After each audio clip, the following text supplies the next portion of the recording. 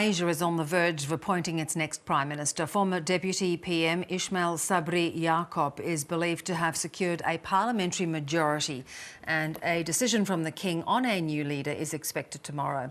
It comes just days after Muhyiddin Yassin resigned from the top jobs and after all MPs submitted their nominations for a replacement. Our South Asia correspondent Anne Barker walks us through the likely outcome. The King basically asked MPs in the Malaysian Parliament, there's 222 of them, just who they would nominate as their preferred Prime Minister.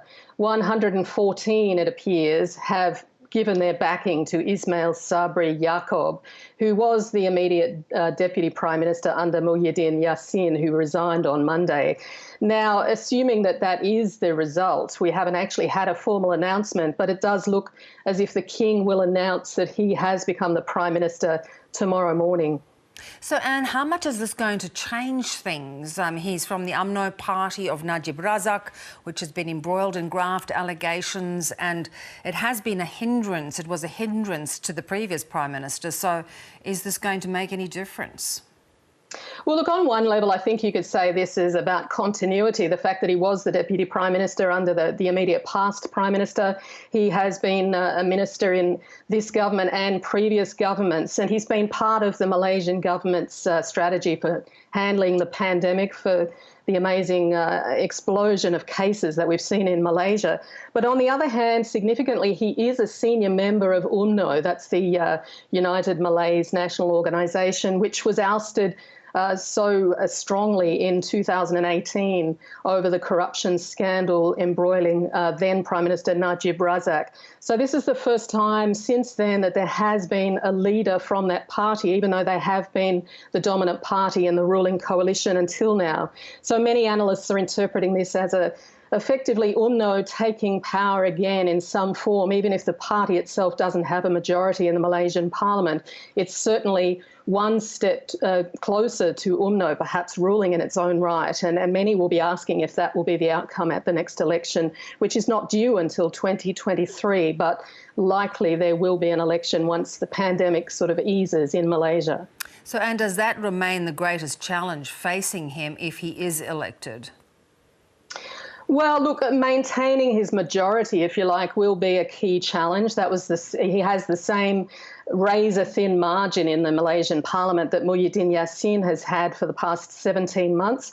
Ultimately, he lost that majority, and that's what forced him to resign this week. So that will be a key challenge.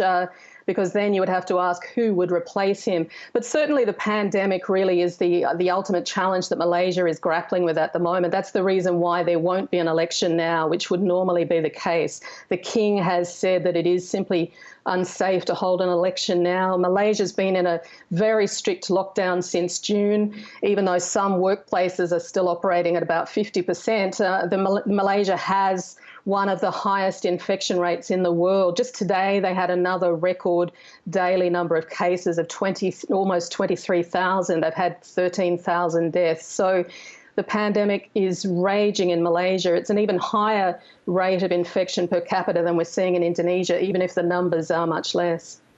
And where does this leave the opposition leader Anwar Ibrahim? He has been hoping to get to that top job. He had thought he was close at one point.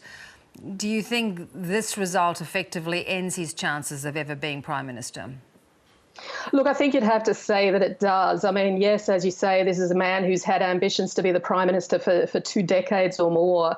He even had an agreement after the 2018 election when his coalition with Mahathir Mohamad took power from UMNO then, and he was given an agreement from the Prime Minister then, Mahathir, that he would take the reins of power 2 years later.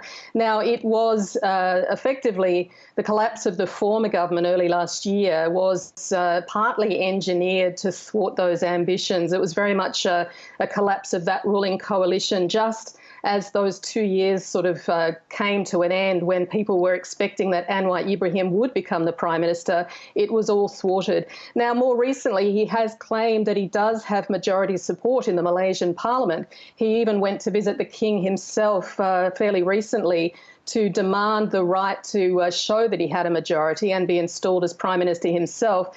Clearly, by the numbers we're hearing about today, that's not the case. It seems that Ismail Sabri does have the numbers. And if that is the case, then it's very hard to see that Anwar Ibrahim could come back from that unless somehow this new government implodes in the near future. And Barker, great to get that update from you. Thanks so much. Thanks.